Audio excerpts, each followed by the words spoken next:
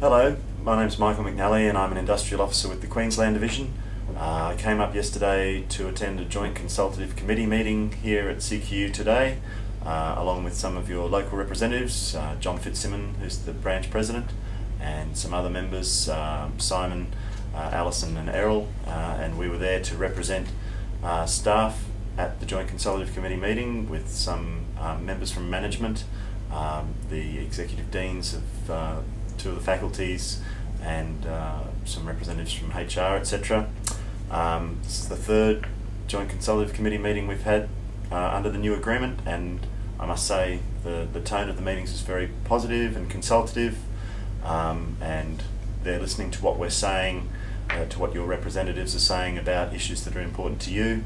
As you can probably see, the agenda for today was rather lengthy, so I'm not going to try and go through a summary of everything, but some important issues that were discussed include the flexible work year policy, which people might like to have a look at.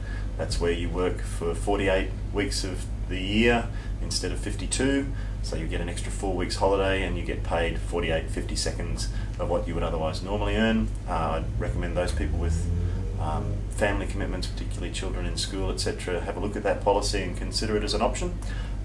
Very worthwhile.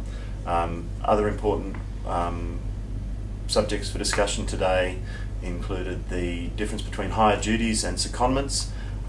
It's a bit complicated to try and sum up in 20 words or less, but essentially secondments are where you're doing the whole of the job of someone at a higher level or in another organisational unit, and hire duties is where you're still performing your role, but you're performing some percentage of the role of someone above you.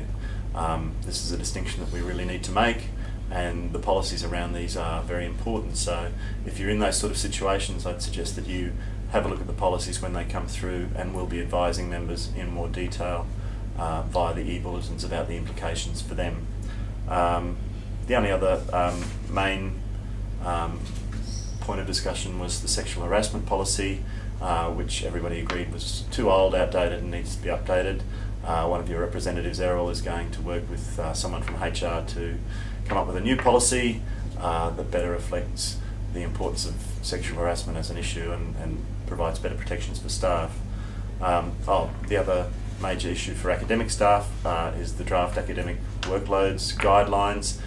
Those are almost finalised and look like a good representation of what should constitute a workload for an academic staff member at CQU, and we will be finalising those very shortly with management. There was some constructive discussion today, so that should be finalised shortly in time for people to organise workloads for next year.